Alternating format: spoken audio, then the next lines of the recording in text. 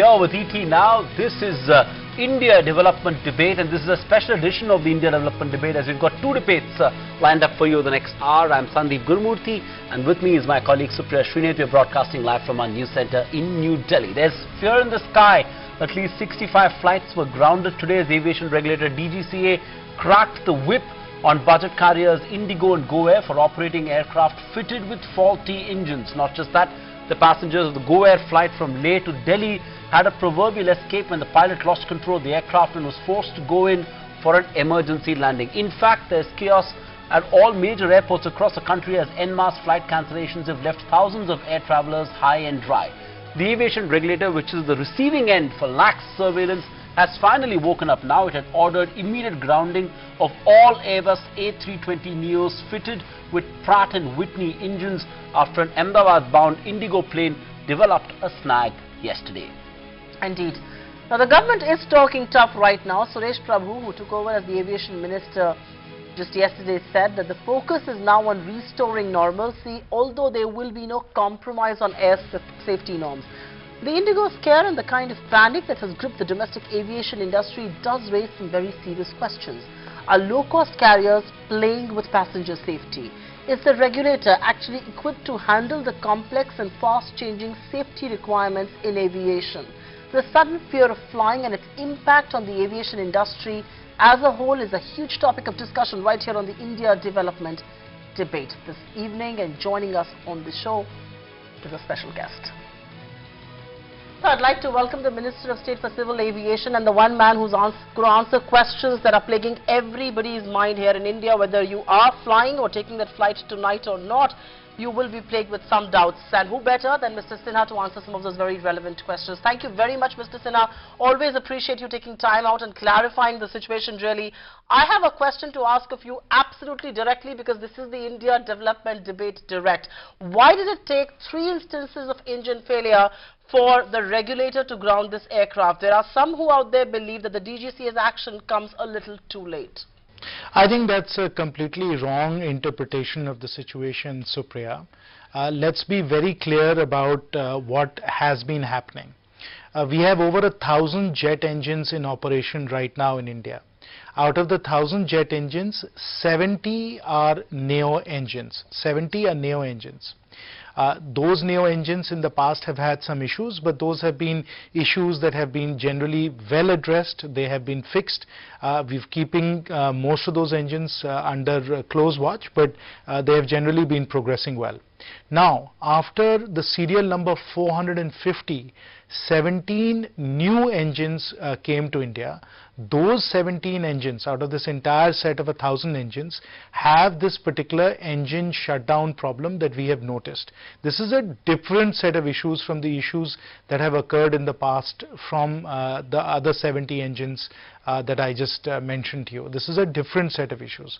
These issues have cropped up recently. There have been 3 such incidents, and after the 3rd incident, which was the Ahmedabad flight, we decided to take swift action, and ahead of regulators anywhere else in the world, we have grounded these particular engines. There are 17, and I've just checked and I've had a long session just now with DGCA on this matter. There are 17 such engines that are on 11 aircraft, of which 8 are with IndiGo and 3 are with Go Airlines. So we have grounded these engines, which has meant that these 11 aircraft have also been grounded till they can replace these engines. And so we have obviously taken very swift action, and there's no question that safety was in any way compromised, because we have in fact taken preemptive action as far as these 450 serial number and up engines are concerned, of which there are only 17. Good evening, Mr. Sinha. I appreciate the point that action has been taken on the A320 Neo engines with the serial number 450, but like you pointed out, there were instances, there were other concerns previous year as well with the A320 Neo aircraft, and there is a PIL which has been filed in the Supreme Court on whether these A320 Neo engines should be continued or not. What is the Aviation Ministry's position on that? Would you clarify, even in the Supreme Court, that you have no fundamental issues with the A320 Neo engines and they are as such safe to fly for passengers, and it's only the ones with serial number 450 and above where there is concern? Is that the position of the Aviation Ministry now? The engines, as I have said, have dealt with separate problems. The first two sets of issues that we dealt with related to the lining of the chamber, the combustion chamber. That was the first set of issues that we were dealing with. Then the second set of issues that we saw was around the bearing seals. So we looked into those, and those have occurred across the 70 engines. Of the 70 engines, again I will repeat, there are only 17 which have a serial number 450 and above, and those are the ones where we have seen these engine shutdown issues. So you cannot across the board make statements like that. There are different sets of issues that are happening with different engines. The engines that we believe are not safe to fly, which are the ones which have serial number 450 and higher, are the ones that we have grounded.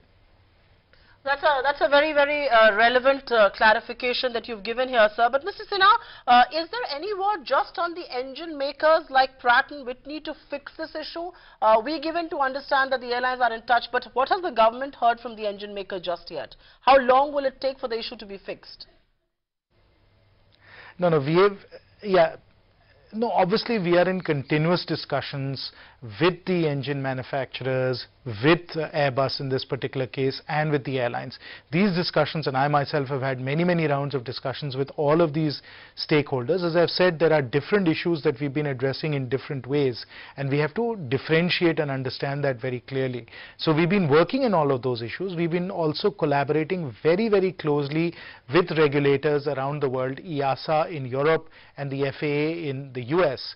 They have also been quite comfortable with the manner in which the issues related to the lining and the seal, the bearing seal, have been addressed, and they have certified that those engines are fine to fly. And of course we've been doing that, and in fact we have moved ahead of them when it came to this engine shutdown issue, because the 17 engines that we have are higher than virtually any other country, so we had to be taking a leadership role as far as these engines are concerned. I'll add one more very important thing, which is that along with FAA and EASA, once we found out that these 17 engines had this potential for engine shutdown, we had already passed the order previous to this order that only one such engine could be on a plane.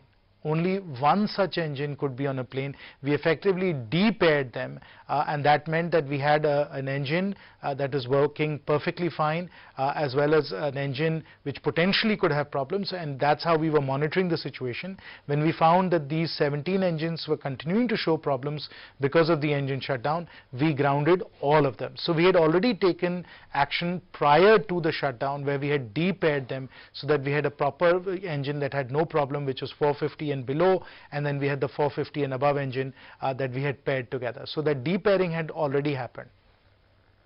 Mr. Sinha, there is also concern on the accountability of airlines. I mean, within 24 hours of the DGCA directive, a GoAir flight from Leh with 175 passengers on board again had to make an emergency landing in Delhi, and so there is concern about accountability of airlines. The fact that a lot of passengers who are flying in these airlines with A320 Neo aircraft didn't know that some of them had only one functional engine, for example. I know European regulators have deemed that as fit for passengers to board, but there is some concern on what about the accountability of airlines. Should they not have been more proactive in addressing some of these concerns? No, Sandeep, that's a very irresponsible statement to make, and please do not make statements like this. When you say that it has only one functional engine, that is absolutely not the case. Both the engines are functioning. We have just noticed that the engines that are 450 and above in terms of serial number may have engine trouble. That was a possibility. When we saw that those in fact incidents were happening, immediately we grounded those engines. It was not as if we were flying those planes with only one engine. Both the engines were working, but of course we noticed that there was this engine shutdown happening, and so we took very swift action. And as I said, we've taken action ahead of any other regulator. So it tells you how vigilant we are in this matter. And with respect to the airlines, or for that matter the regulator or the entire aviation ecosystem, this is an industry which is a zero error industry. Let me repeat, this is a zero error industry. We do not tolerate any error at all, any safety violations at all, and that pertains to everybody in the industry. That is the approach, that is the way everybody is trained, that is the way everybody is managed, and whether it is the airline, whether it is the regulator, whether it is policymakers, our goal always is to ensure safety at all costs. Right, fair point indeed. No, I don't think our idea is to at all spread panic or to at all speculate, and you're absolutely right. There has to be zero error in this industry. But data from the aviation regulator, Mr. Sinha, shows that there's been a 28% rise in near misses in 2016 from a year back. The question comes that, you know, we are obviously talking about a very ambitious program by the government of India. Do we have enough infrastructure in the aviation sector to support that? Because people out there believe our Indian skies way too chaotic. Again, you have to look at that 28% number and analyze it relative to two very important perspectives. One, that volumes have also grown 20%. So it's not as if you look at it on a per million passenger basis, that the number has gone up that much. It hasn't, because you have to adjust for the volume having gone up quite a bit as well. And even if it has gone up somewhat, you have to again compare it to global benchmarks and see relative to global benchmarks where we are, and we are in a very comfortable position there as well. So our skies continue to be, and again, this is not something I want to jinx in any way, so I'm not going to say any more, but we are very, very vigilant. We are very, very careful about these matters. As I said, we have taken swift preemptive action ahead of any other regulators when it comes to these particular 450 and above series engines, and we've done that. Now, with respect to how much capacity we have, whether it is airport capacity or regulatory capacity, both of those are vitally important to maintain our safety record, and we are investing massively behind both airport capacity as well as regulatory capacity in terms of flight safety inspectors, air traffic controllers, licensing of pilots, all of those aspects of ensuring that we have necessary regulatory capacity and inspection capacity. In each of those dimensions, we are investing massively so that we can keep up with the tremendous demand that we are seeing for air traffic. Indeed. Mr. Sinha, another question that is being raised is, of course, on the regulator, the DGCA, and there was a report by the core committee that recommended that it should have more technical experts and not really be run by bureaucrats. Is that something that the government is willing to consider? We are obviously trying to improve all of our regulators, whether it is the safety regulator, DGCA, or the security regulator, which is the Bureau for Civil Aviation Security, as well as the Aircraft Accidents Investigation Board. So across the board, we are trying to improve and strengthen our regulatory capacity.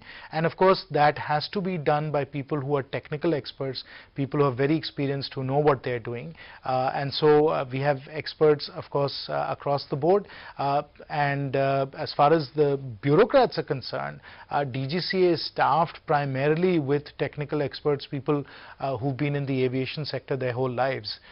So I wouldn't characterize it as being led by bureaucrats. Of course, Mr. Bhullar, who's the head of the DGCA, is an IAS officer, but the rest of the DGCA is full of technical experts, people who've been in aviation their whole lives. Okay, Mr. Sinha, there is a question that obviously from a consumer's point of view must be asked of the government. With about 65 flights cancelled on some very key routes, prices and fares are going through the roof. At what stage will the government look to intervene on this?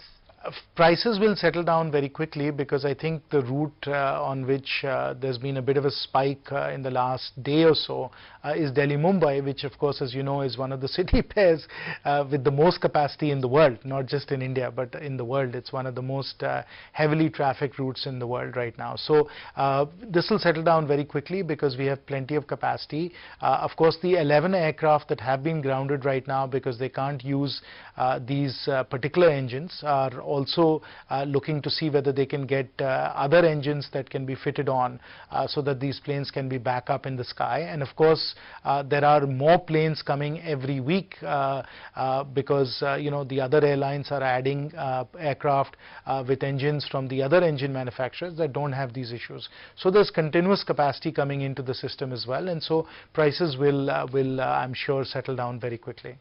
Mhm. One last word then, Mr. Sinha. There are sort of frequent flyers and not so frequent flyers, and some of them, may be wondering if there's an element of fear in the sky. What would you, as the Minister of State for Aviation, say to sort of assuage those concerns on what the government has done and intends to do from here on?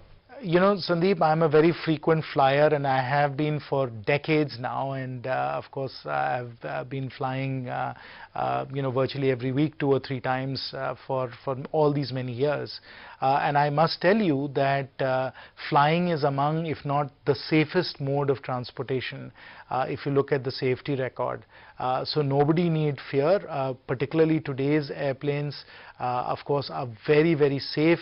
Our overall aviation network, of course, is one in which we are very vigilant about all of the safety standards and all the safety protocols. And overall, if you look at the record that we have in the airline industry in India and around the world, it is an exemplary safety record. All right, we'll leave it at that. Minister of State for Civil Aviation, Jayant Sinha, thank you so much for taking time out and joining us with that perspective on India Development Debate Direct.